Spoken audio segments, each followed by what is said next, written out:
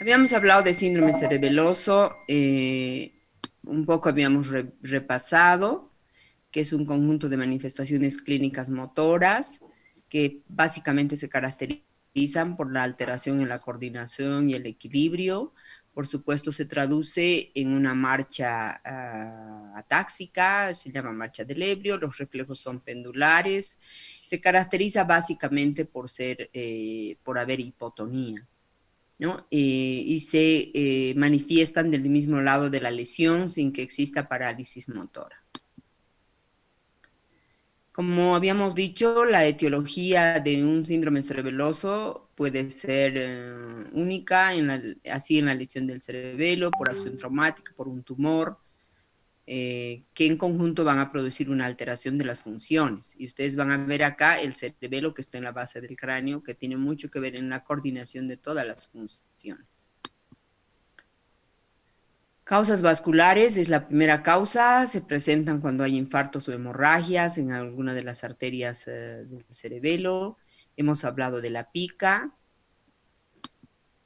hemos hablado de las enfermedades degenerativas, como son las ataxias espinocerebelosas, la ataxia de Friedreich. Esta es una heredodegenerativa. Hay causas inflamatorias, los tuberculomas, la cerebelitis por virus, varicela, sarampión e incluso por coronavirus también. Los tumores, entre ellos, hemos dicho que pueden metastatizar algunos primarios en el cerebelo. Pueden haber tumores propios del cerebelo, uno de ellos es el hemangioma quístico del cerebelo. Es un tumor muy pequeño, de pocos milímetros, que se traduce por hemorragias que comprimen y forman una cavidad. Importante en el síndrome cerebeloso, la hipotonía muscular y el temblor. El temblor es diferente al temblor del Parkinson. Este temblor es un temblor dinámico, el del Parkinson es un temblor del reposo. ¿No es cierto? Es un temblor estático. O sea, ustedes lo hacen descansar y el paciente empieza a temblar. El del cerebelo es un temblor de acción, de movimiento. El temblor del cerebelo se debe a la lesión de las dos conexiones del paleocerebelo. Ustedes saben que los fascículos espinocerebelosos transmiten la sensibilidad profunda inconsciente, de modo que gracias a ellos el cerebelo recibe información de la posición y tono de los músculos. El rubro espinal, el paleocerebelo, son los que estimulan las células gamma de las astas anteriores que regulan el tono muscular. La lesión de estas fibras da lugar a una hipotonía. Las alteraciones del equilibrio son la ataxia estática y dinámica. El individuo no puede permanecer en posición bípeda, pierde el equilibrio ya sea parado o en marcha. El paciente aumenta su base de sustentación abriendo las piernas.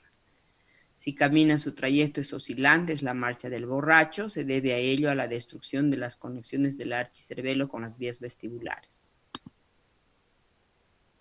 El síndrome cerebeloso también se caracteriza por presentar disartria, es una habla escándida, se llama.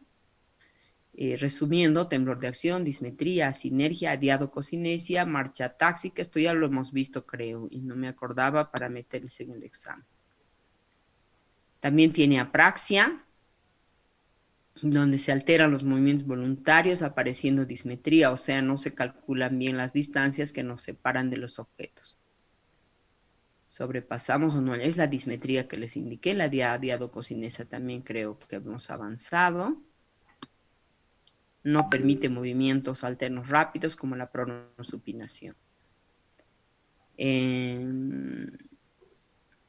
Por afección de estructuras vecinas, pueden estar afectados algunos pares craneales o algunos núcleos del tronco encefálico. Puede haber cefalea por compresión de las meninges, náuseas y vómitos por estímulo del centro del vómito.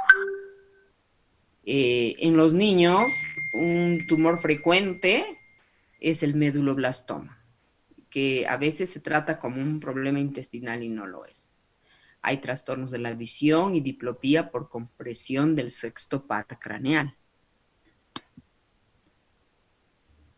El paciente nos refiere trastornos de la marcha que podemos evidenciar al hacer el examen neurológico. Lo vemos con esa ataxia que les mencionaba, camina como un borracho. Hay una sensación de vértigo, se describe como mareo intenso, con una pérdida de la capacidad de sostenerse en pie y posición en el espacio. Tienen la sensación de girar alrededor suyo. Esto se produce porque la vía vestibular no logra una buena interpretación para integrar los estímulos y produce una sensación de inestabilidad. Los síntomas son más evidentes del lado en el que el cerebelo se ha lesionado, es decir, del mismo lado de la lesión. Esto quiero que lo recuerden. No es contralateral a la lesión, como por ejemplo en el síndrome piramidal, ¿no? En el síndrome cerebeloso es ipsilateral, se llama ipsilateral, es decir, del mismo lado de la lesión. Bien, el ataxia, trastornos de la marcha, andan como borrachos, están viendo ustedes, aumentan la base de sustentación, los brazos separados para guardar un poco el equilibrio. Los pasos son irregulares, unos cortos, otros largos, se balancean. Bueno, la dismetría es la incapacidad de poder medir distancias, esto ya lo habíamos visto, los trastornos de la visión. Se da por la incoordinación de los músculos oculares, ven mal cambiar el objetivo de la mirada o tienen problemas para seguir un objeto en movimiento. Cuando se lesiona el dermis, o sea, el centro del cerebelo, pueden pasar desapercibidos en el enfermo que está acostado, solo se manifiestan al incorporarse o ponerse de pie. Como les decía, las dismetrías son aquellos casos que calculan mal las distancias, de modo que son incapaces de que el movimiento tenga la amplitud deseada, porque se quedan cortos o se pasan, ¿no? La prueba dedo índice nariz, talón rodilla, se nota muy bien la dismetría. También se les pide que rayen dos rayas verticales con una horizontal y esta resulta demasiado corta o demasiado larga. Háganlo y prueben. El nistagmo son movimientos involuntarios de los ojos. Hay trastornos del equilibrio en la bipedestación. Cuando se lesionan los hemisferios, es frecuente encontrar hipotonía del lado enfermo. Se explora moviendo los antebrazos, ver si las manos se balancean mucho. Ponerse de pie en máquina que les hace rotar. El brazo hipotónico se balancea mucho. Es como agarrar al paciente, hacerle dar vueltas y vamos a ver después cuál de los brazos balancea más. Ese está hipotónico. Los reflejos profundos son pendulares, por ejemplo, el reflejo rotuliano. Después de golpear, la pierna se balancea un rato. Bueno, hay disartria, disfonía también. La asinergia, ¿no? Aquí ustedes ven, no puede realizar movimientos complejos que impliquen la suma de varios movimientos sencillos. La disdiadococinesia es la incapacidad para realizar con rapidez movimientos repetitivos y alternativos. La pronosupinación de la mano, que se golpea el muslo con la palma y el dorso de la mano sucesivamente, eso lo hace en forma incoordinada. El temblor intencional aparece al comenzar el movimiento, el temblor se produce en la parte proximal del miembro, ¿no? O sea, tiembla el deltoides. Esto lo diferencia del temblor del hipertiroidismo, acuérdense, donde tiembla el dedo. Por ello, el nombre correcto sería temblor cinético proximal.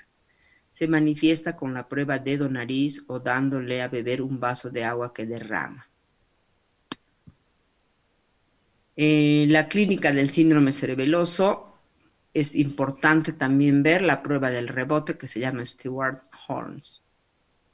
El cerebelo lesionado no controla el final del movimiento, aun si le pides que flexione el brazo mientras se lo sujetas y luego sueltas, no detiene el brazo a tiempo y se golpea el pecho. Movimientos acádicos o balísticos, si pegan un tiro detrás rápidamente miro. En el caso del síndrome cerebeloso, los movimientos balísticos están alterados. No llegan, se interrumpen, sobrepasan, es decir, no hay coordinación. En la coordinación motora, el centro clave es el cerebelo, que compara la acción deseada que le llega desde la corteza con la acción realizada que le llega desde los usos musculares o articulaciones. Entonces, ustedes verán que la coordinación motora en realidad el cerebelo coordina todos los movimientos, tanto de las piramidal, extrapiramidal, de la vía vestibular, etc. De manera que va a crear una acción sincronizada con intensidad adecuada, que sepamos cuándo empezamos y cuándo terminamos, en el momento correcto. Bien, hasta aquí hemos terminado síndrome cerebeloso. Vamos a hablar ahora del síndrome meningio. Doctora, ¿Sí? perdón, mi compañero me habló y dijo que su internet estaba mal y lo botó el internet, ¿no? ¿Le puede aceptar? Está en sala de espera, perdón. Ok, está bien, ya está.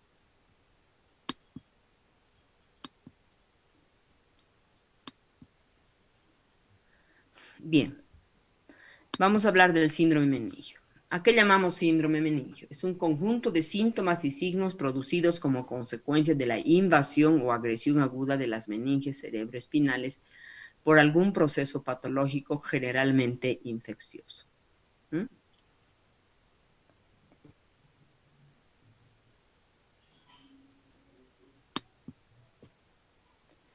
En el síndrome meningio vamos a distinguir las meningoencefalitis primarias, cuando el agente infeccioso procede de un foco evidente o no, que ataca directamente las meninges, mientras que se reserva el término de meningoencefalitis secundarias cuando el proceso causal es principalmente de tipo inmunoalérgico.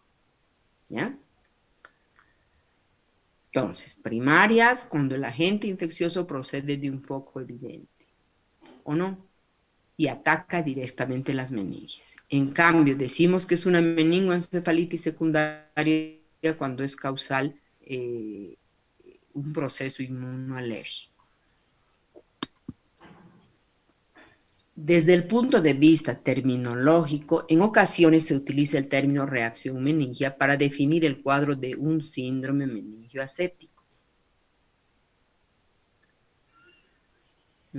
Puede, en algunos lados, ustedes pueden leer como reacción meningia o denominar síndrome meningio aséptico, producido por la irritación de las meninges, ya sea por una punción lumbar o por la realización de imágenes cerebrales contrastadas, por ejemplo, tomografías o resonancias, que pueden mostrar ligeras alteraciones del líquido cefalorraquídeo o del espacio subaracnoideo con captación o reales. Entonces, en esos casos podemos tener reacción meningia.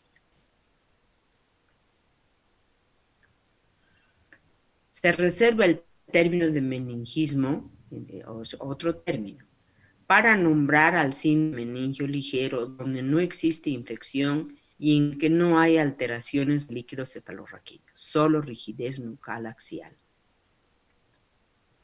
Me están entendiendo, ¿no es cierto? Meningismo es un síndrome meningio ligero donde no hay una infección, no hay una alteración en el líquido cefalorraquídeo y solo en el examen neurológico nosotros vamos a encontrar una rigidez de nuca.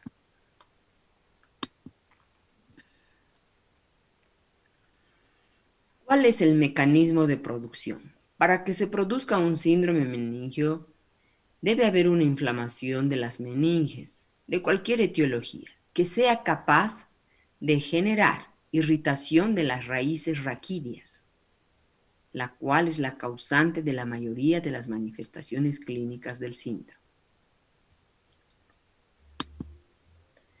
¿Qué manifestaciones clínicas tiene un síndrome meningio? Cefalea, fiebre, náuseas, dolor en la espalda, la región lumbar o el cuello, decaimiento y compromiso de conciencia. Anótenlo. Cefalea, fiebre, náuseas, dolor en la espalda, la región lumbar o el cuello. Decaimiento y puede haber compromiso de conciencia. En el examen físico, los signos más específicos son la rigidez de nuca y los signos de Brudzinski y de Kerning. Ya sabemos cuáles son esos signos. Puede haber compromiso de pares craneanos. El diagnóstico se confirma con el estudio del líquido cefalorraquídeo que está alterado. Ahí está, para que vean el signo de Kerning. Paciente en decúbito supino. con la cadera flexionada. En la rodilla no puede extenderse totalmente. Rigidez de cuello o signo de Brudzinski, abajo. Fíjense ustedes. Entonces, el explorador levanta la nuca aproximando el mentón al esternón. Y lo que se produce es una flexión de piernas y muslos. ¿Mm?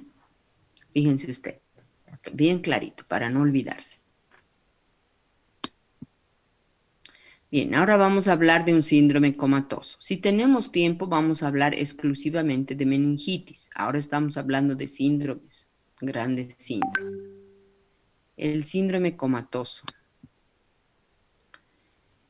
El concepto, un síndrome producido por múltiples causas, que clínicamente se caracteriza por la pérdida de las funciones de la vida de relación. Bueno, esto es fácil, ¿no? ¿A qué se debe a qué nos referimos con la pérdida de las funciones de la vida de relación? Pérdida la conciencia, la motilidad voluntaria, la sensibilidad, pero con conservación de las funciones de la vida vegetativa. Por ejemplo, la respiración, la circulación, etc., en forma más o menos alterada.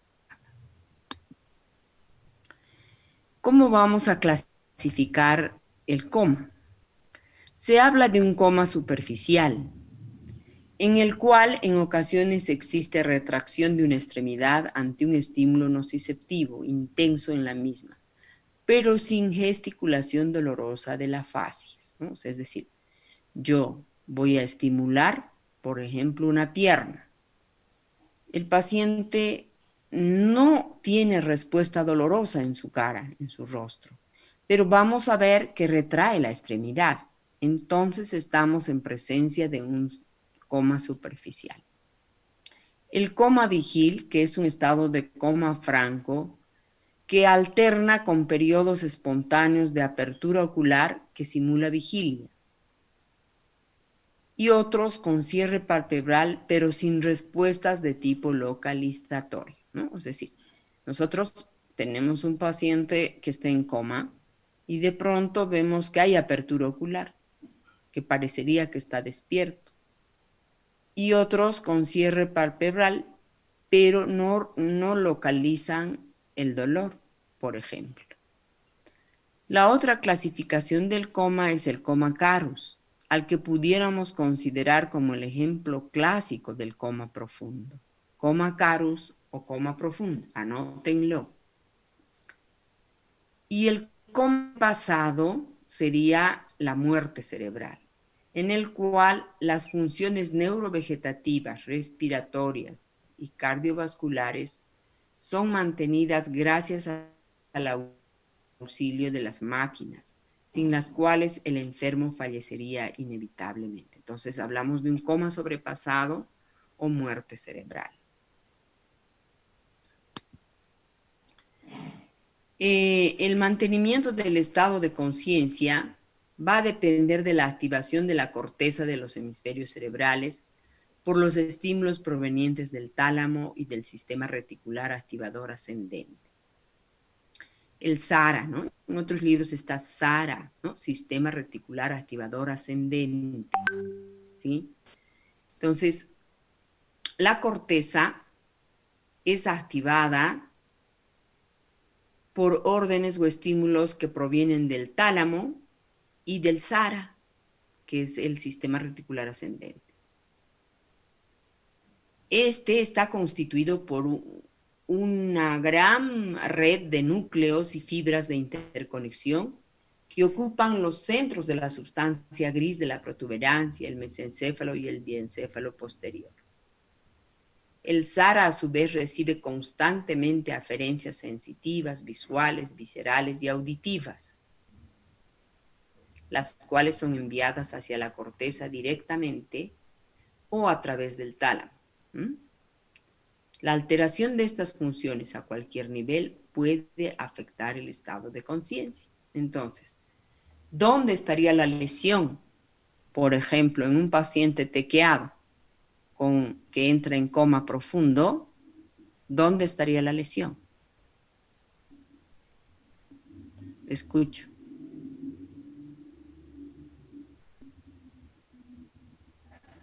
Hello. ¿Alguien quiere responder? Porque me da la sensación que estoy hablando solita como una loca. Ahora puedes Si tengo un paciente TQA y que entre en coma, ¿dónde estaría la lesión? Hablando esto que estamos hablando.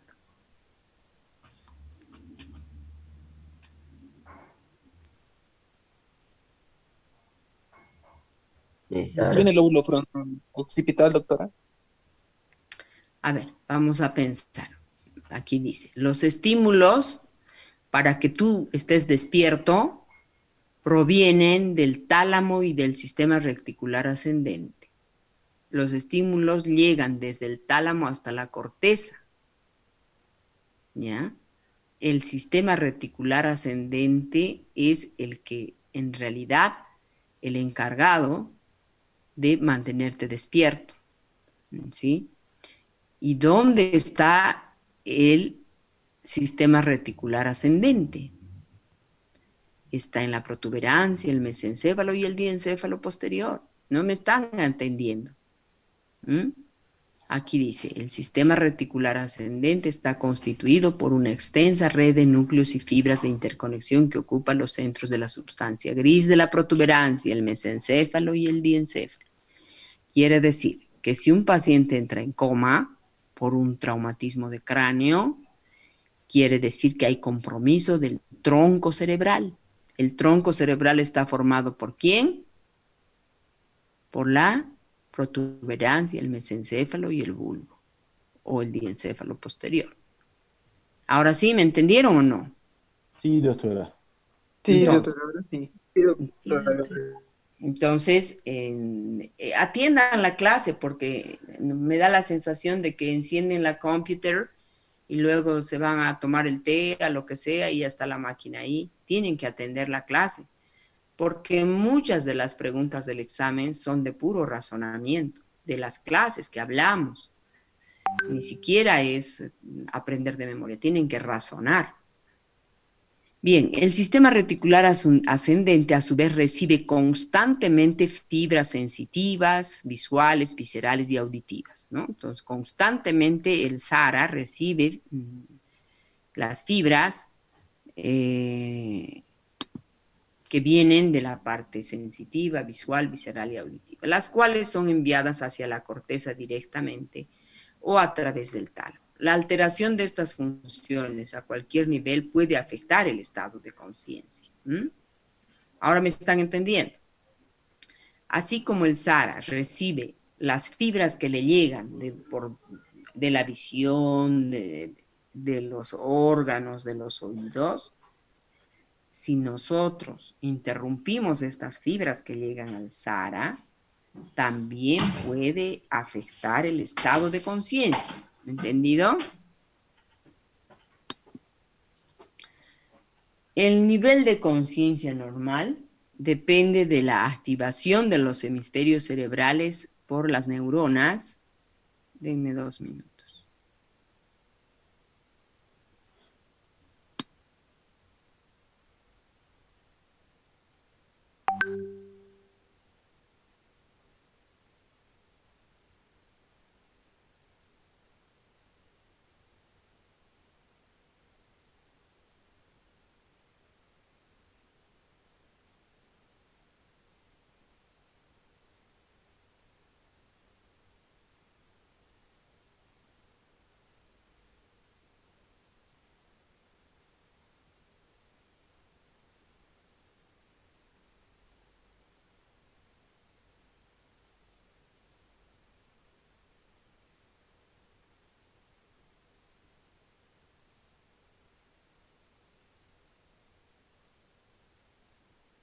Bien, el nivel de conciencia normal, entonces depende de que ambos hemisferios cerebrales estén activados, gracias a este grupo de neuronas que se localizan en el SARA, que está en el tronco encefálico, tallo encefálico. Por tanto, hemisferios y sistema reticular, al igual que observados, sanitos, para que nosotros podamos mantener el nivel de vigilia, es decir, podamos despertar, estar despiertos durante el día y dormidos durante la noche. Entonces ahí nosotros podemos decir que el SARA está íntegro, ¿no es cierto? Bien. Me olvidé de grabar la clase, no importa, voy a grabar. Ay, no. Grabar. Recording in progress. Muy bien.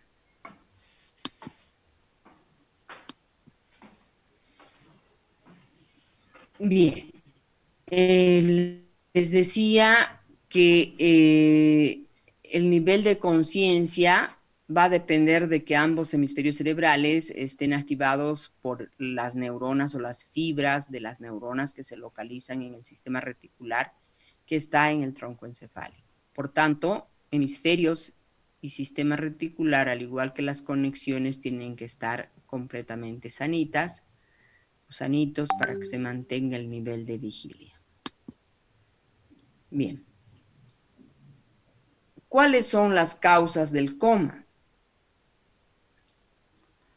Las causas del coma pueden producirse por el daño difuso o amplio a nivel de los hemisferios cerebrales, que puede ser una isquemia, que puede ser un trauma, un traumatismo encefalocraneano, ya sea porque la función cerebral haya quedado afectada debido a una asfixia, tóxicos, drogas, al igual que trastornos metabólicos internos como una hipoglucemia, una azoemia, un fallo hepático o una hiponatremia, hipercalcemia. Es decir, no saben ustedes que entonces las causas del coma pueden ser de origen metabólico también, o de origen traumático, o por accidentes cerebrovasculares isquémicos. Si es una isquemia grande que compromete el tronco encefálico, vamos a tener un coma. Las lesiones de tallo cerebral que dañan por contigüidad el SARA, ¿no? El sistema reticular activador ascendente. Bueno, yo le digo SARA. Entre los trastornos metabólicos, los comas diabéticos son muy frecuentes, el urémico, el hepático, el hipoglucémico, el hiperosmolar. En ocasiones, trastornos endocrinos pueden convertirse en la causa de un coma, tal como sucede en los casos del coma mixedematoso, por ejemplo, un hipotiroidismo. En la enfermedad de Addison o insuficiencia córtico suprarrenal crónica, en el síndrome de Sheehan o necrosis postparto de la hipófisis. Con cierta frecuencia, infecciones como la neumonía del anciano, las infecciones urinarias, el tétano, septicemias, una endocarditis bacteriana, puede llegar a producir un coma, ¿no? ¿Cómo hacemos el diagnóstico? Primero los antecedentes, básicamente.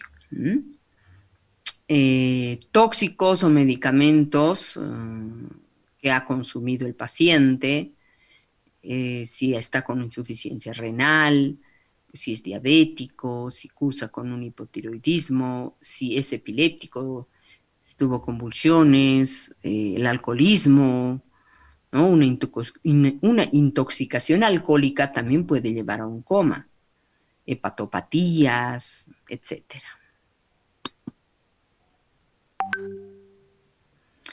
Bien, no nos olvidemos de hacer un examen físico completo, de manera que debamos confirmar que la función cardiorrespiratoria sea suficiente. Debemos buscar huellas de lesiones, mordeduras de lengua, examinar la piel, si no hay ictericia, arañas vasculares, inyecciones, ver el aliento, ¿no? Eso es importante. Bueno, ahora con el COVID un poco difícil, pero es importante hacer examen del aliento, ¿no? Si hay un aliento etílico, si hay un aliento urinoso, si hay un aliento cetónico, ¿no? Eso nos puede orientar hacia un coma diabético, si es urinoso hacia una insuficiencia renal, el examen del abdomen, si hay una ascitis, una hepatoesplenomegalia, etc. Y el examen neurológico específico. En el diagnóstico también va a ser importante considerar los exámenes de laboratorio, como son hemograma. Esto nos va a ayudar a ver la posibilidad de una infección, el azúcar, los cuerpos cetónicos en sangre y orina, la creatinina y la urea, el amoníaco en sangre y transaminasas. No nos olvidemos hacer un ionograma, una gasometría, niveles de tóxicos en sangre y orina, el electrocardiograma, radiografía de tórax y cráneo, si se puede un electroencefalograma. Una tomografía axial computarizada también va a ser importante, una punción lumbar, estudio de líquido cefalorraquídeo, infección del sistema nervioso central, nos va a mostrar cualquier tipo de infección, una arteriografía cerebral, tomografía por emisión de fotón único, tomografía por emisión de positrones, que nos va a mostrar un hipometabolismo interistal e hipermetabolismo ictal, la resonancia magnética nuclear, todo lo que esté a nuestro alcance, cualquier recurso que esté a nuestro alcance para que nosotros podamos identificar cuál ha sido la posible causa de un estado de coma. El tratamiento, ¿qué es lo que hacemos o a qué está dirigido el tratamiento? El tratamiento está dirigido a mantener el normal equilibrio energético, es decir, metabólico del paciente, y que se orienta básicamente a tratar la causa del coma, en caso que logremos identificarla, sin perder de vista que, por supuesto, un coma puede estar causado por múltiples factores. La mayoría de pacientes requieren soporte avanzado inicial en UCI, eso es verdad. Bien. Esto es una figura del cerebro para que ustedes vean qué hermoso es. Un minuto.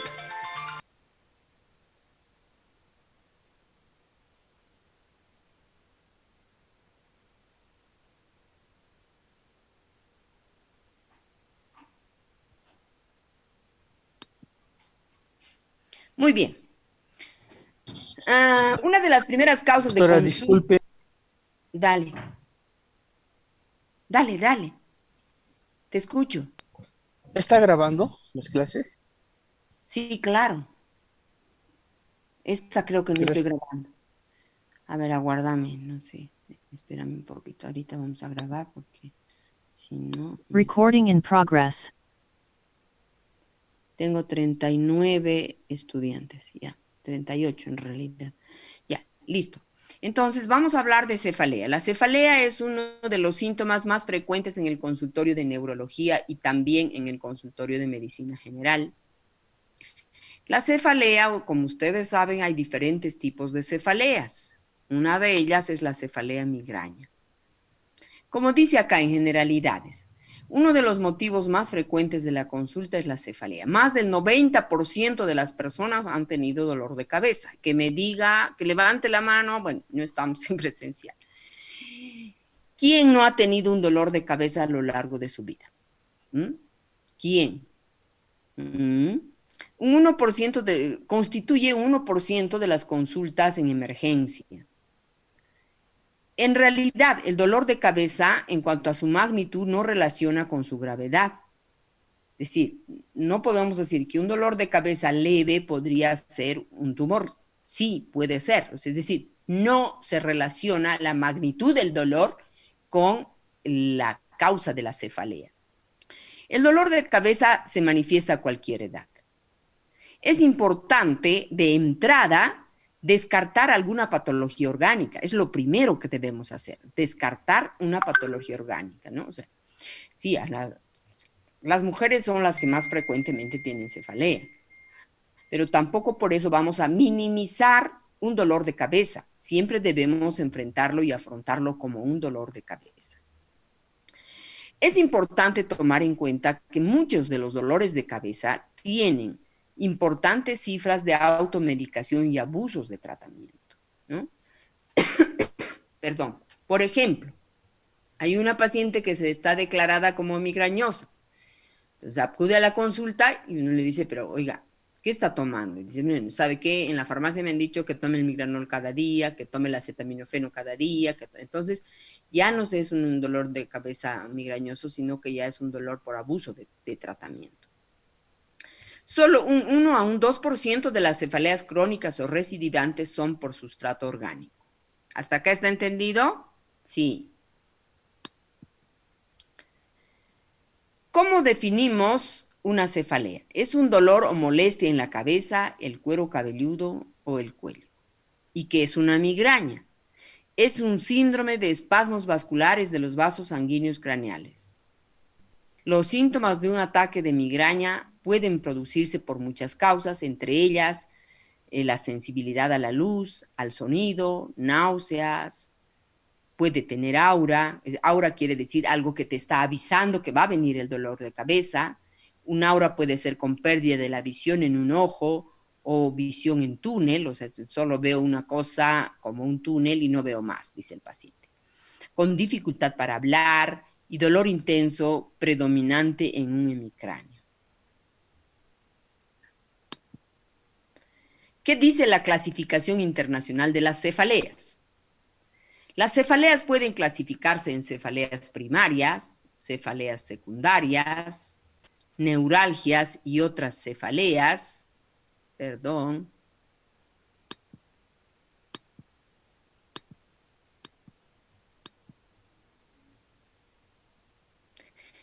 Esta clasificación está hecha por la Sociedad Internacional de Cefaleas, International Headache Society.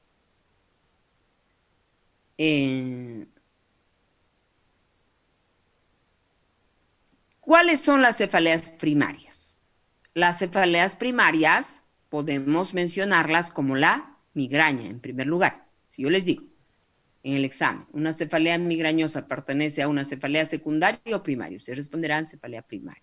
Las cefaleas tensionales, las cefaleas en racimos y otras cefalalgias trigémino-autonómicas, ¿no? Son parte de las cefaleas primarias. Las cefaleas secundarias. Las cefaleas secundarias son atribuidas a traumatismo encefalocraneano, a trastornos vasculares craneocervicales, trastornos intracraneales no vasculares, ya sea por abuso de sustancias o supresión de alguna sustancia, infecciones, trastornos hemodinámicos, como ser deshidratación, etcétera, o atribuido a estructuras faciales o craneales o trastornos psiquiátricos. Y entre las neuralgias y otras cefaleas podemos indicar la neuralgia del trigémino, que la vamos a avanzar igual, el glosofaringio, la neuralgia del glosofaringio, la neuralgia occipital. Este síndrome de Tolosa-Hunt también está atribuido a una cefalea.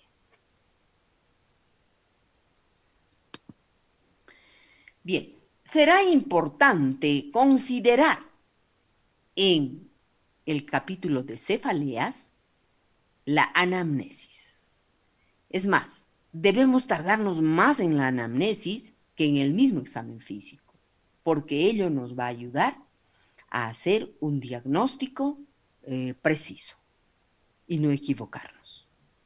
Entonces, en la anamnesis va a ser importante una anamnesis general e historia familiar. La edad de comienzo y el tiempo de evolución.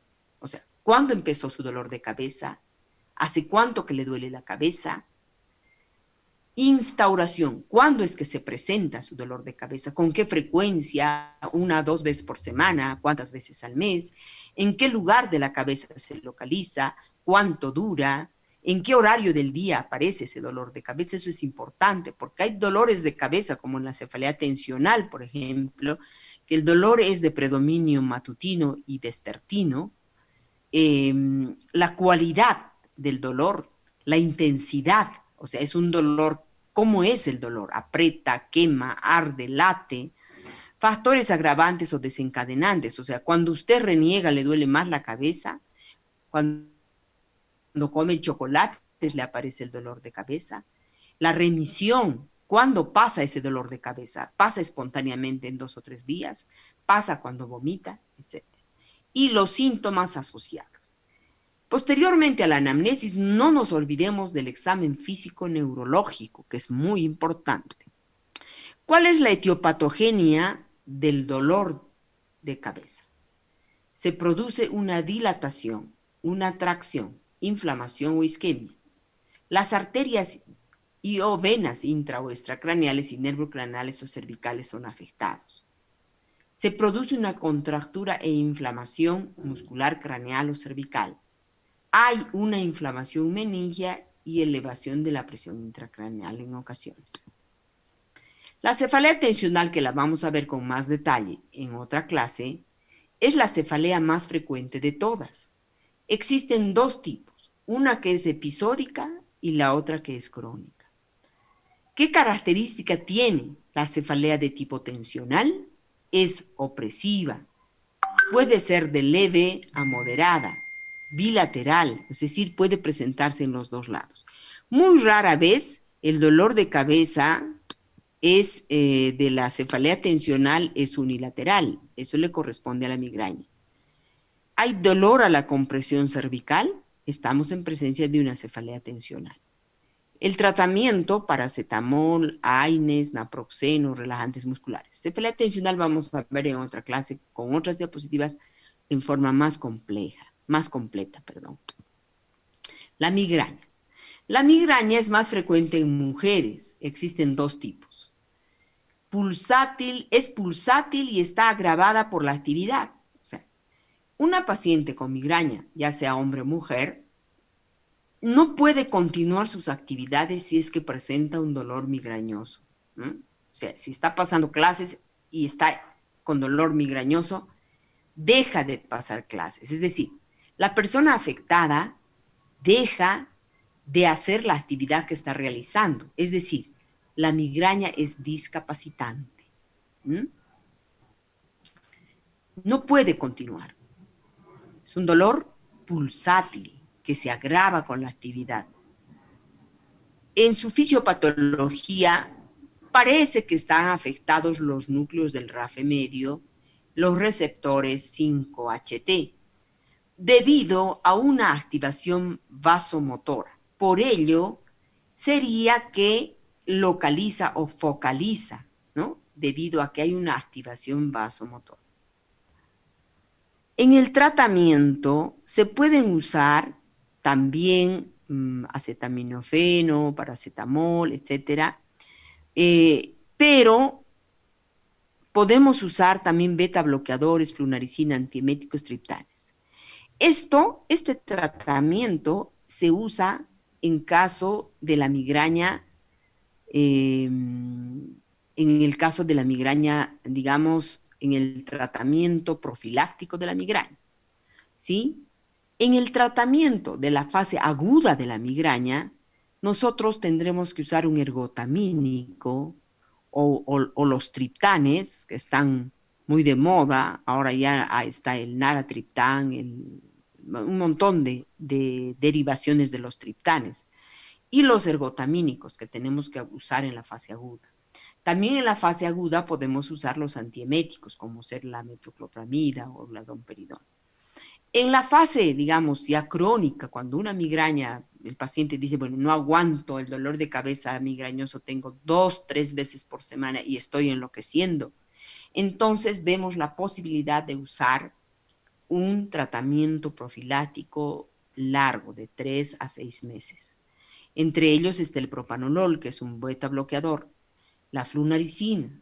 Se pueden usar también anticonvulsivantes del tipo del ácido valproico, del tipo de la carbamazepina, del tipo del topiramato. ¿no es cierto? Con excelentes resultados. Pero en la fase aguda usaremos los ergotamínicos. Ahora, ¿en qué momento debemos instruir al paciente usar en la fase aguda un ergotamínico? Cuando el dolor apenas empieza. Si ustedes han dejado que el dolor avance a una cúspide, es decir, a lo máximo del dolor, y le quieren dar ergotamínicos o triptanes, no va a ceder el dolor. O sea, el dolor va a continuar y habrá que hacer analgesia con ketorolacos. Entonces, la idea de usar los ergotamínicos o los triptanes o sumatriptán o el naratriptán es cuando el dolor apenas ha empezado y si el paciente o la paciente tiene migraña con aura, cuando el aura ha empezado. Bien, aquí hay una tablita que me indica la dosis, el tipo de medicamento y en qué casos usar. Voy a pasar de largo, perdón.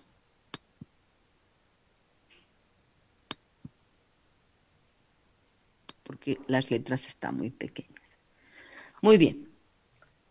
Ustedes van a ver acá en el costado superior derecho un paciente que tiene un dolor de tipo tensión, ¿eh? Como una vincha, así describen los pacientes. Bien, ¿cuáles son los subtipos más frecuentes de la migraña? La migraña con aura. 20% de estas migrañas son con aura. Se presentan en un hemicráneo, son pulsátiles, síntomas claros de migraña. Puede haber un aura como focalidad neurológica precedente, que son escotomas visuales, mosquitas, arañas, ¿no? O sea, esos son los auras visuales. Puede haber migraña sin aura, es decir, que directamente aparece el dolor de cabeza. Puede haber una migraña basilar que se llama. En este caso, el paciente tiene un aura que se caracteriza por una disfunción troncoencefálica, es decir, va a haber vértigo, dificultad de articular la palabra, ve doble, tiene una especie de síndrome confusional, ¿no? Todo lo que puede suceder cuando se afecta a la parte posterior del encéfalo. Ustedes estaban hablando de migraña basilar por la arteria basilar en el territorio posterior del cerebro. Luego se sigue de una cefalea occipital pulsátil. Y existe otra migraña que se llama la migraña hemipléjica, donde su aura sería la hemiparesia. De pronto una adolescente empieza a tumbar las cosas de la mano, empieza a tropezarse y uno hace el examen neurológico y está con una hemiparesia. Pero esa hemiparesia cede, entonces siempre hay que descartar de un accidente cerebrovascular, pero puede suceder que esta paciente sea migrañosa, ¿no? Aparece primero esta hemiparesia o una hemiplegia y luego aparece el dolor de cabeza. Generalmente este tipo de migraña hemipléjica es hereditaria. Las complicaciones de la migraña, ¿cuáles son? La migraña crónica, el estatus migrañoso y el infarto migrañoso, ¿no?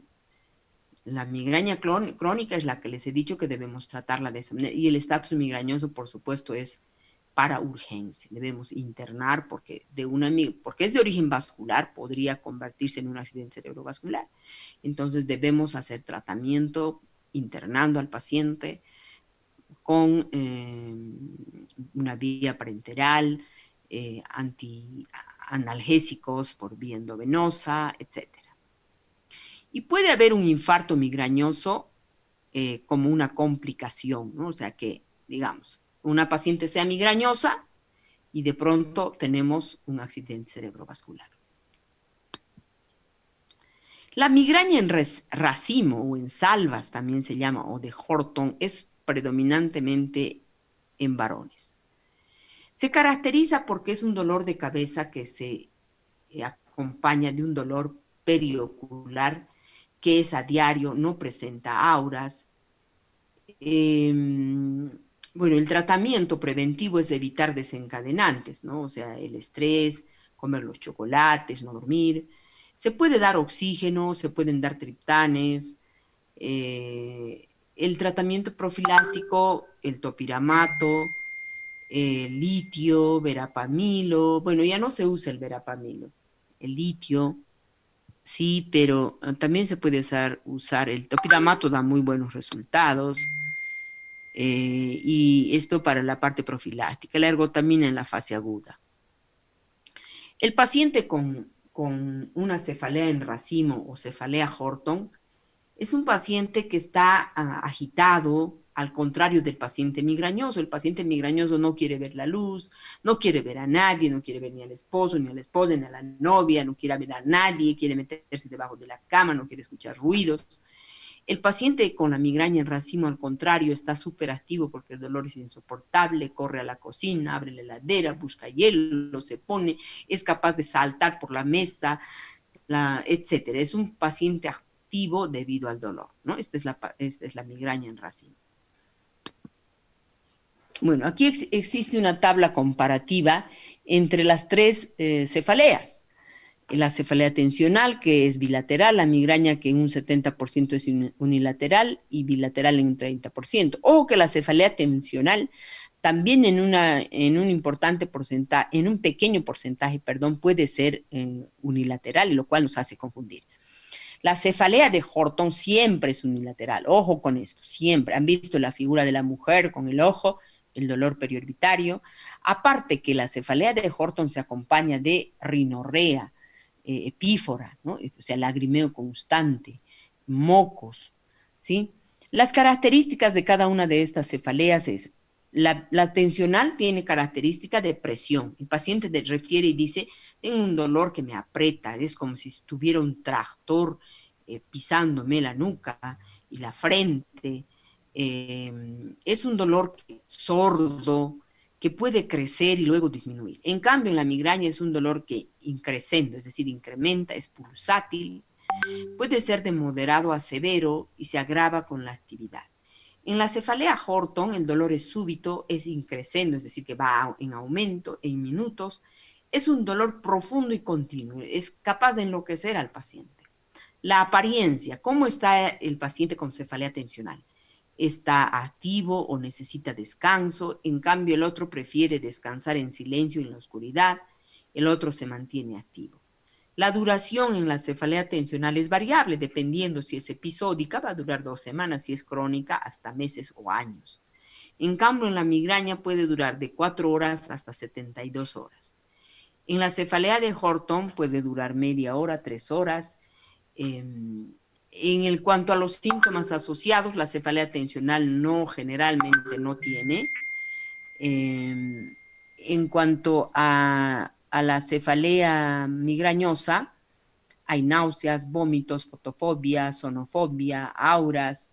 En cuanto a la cefalea Horton, hay epífora, lo que les mencionaba, lagrimeo ipsilateral, enrojecimiento del ojo, rinorrea, palidez, sudoración. Puede haber un Horner, ¿no? Un síndrome de Horner, es lo que les decía en el examen. Puede haber sensibilidad al alcohol. Cefalea por abuso de analgésicos. Este es otro tipo de cefalea. Esta cefalea está inducida por abuso de medicación, ¿sí?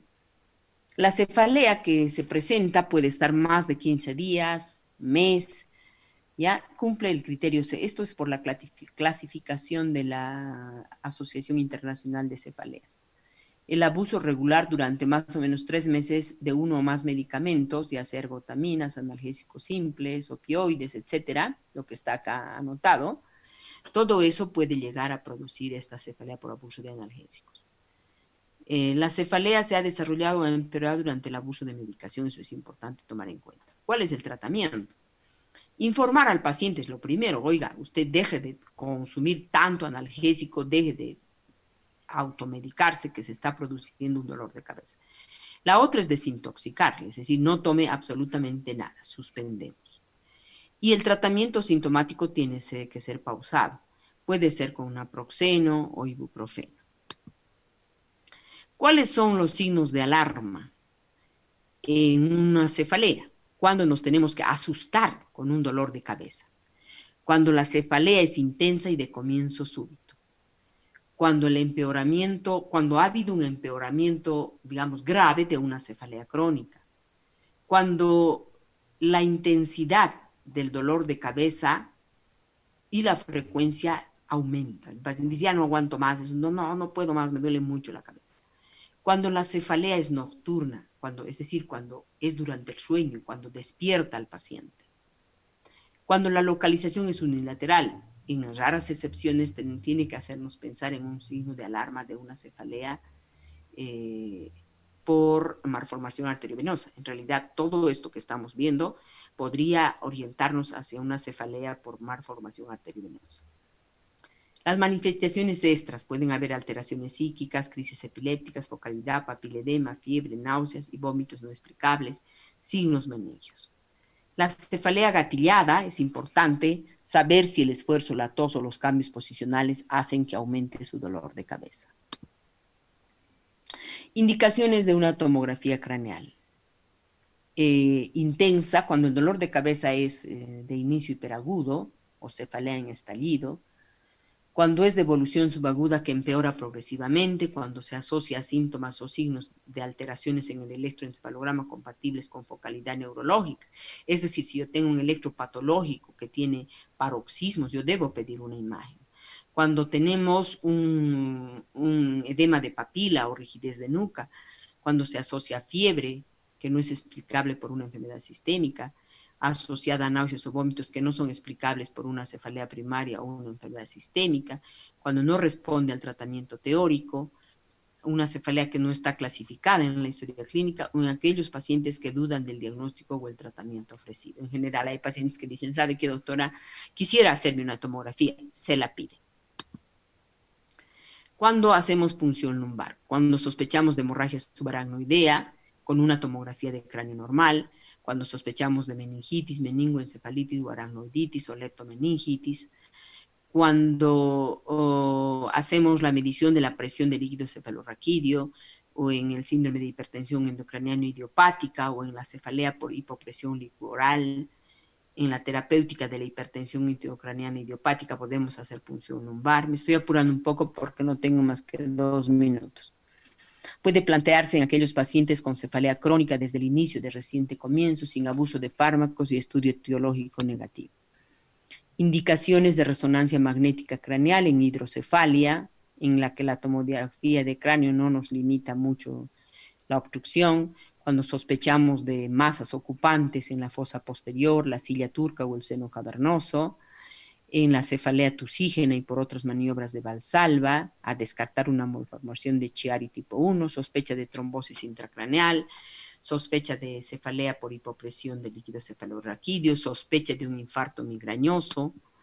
Los diagnósticos diferenciales, hacer diagnóstico diferencial del dolor de cabeza con hemorragia subaracnoidea, meningitis o encefalitis, accidentes cerebrovasculares, epilepsia focal, tumores, hipertensión endocraniana, arteritis de la temporal, trombosis de los senos venosos, sinusitis, etc.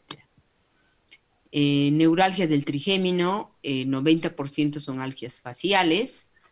Bueno, yo creo que me quedo acá, estoy corriendo al divino botón. Es mejor, doctora, porque es muy Acá nos conteúdo. quedamos, en neuralgia del trigémino. Sí. ¿Ya? Entonces la prueba yo creo que va a ser el miércoles, voy a intentar ahora introducir otra vez, ¿ya? Bueno, buenas tardes chicos, que tengan un buen descanso. Gracias, Igual, doctora. doctora. Buenas A ti tardes, también. doctora. Gracias. Hasta luego. Hasta luego.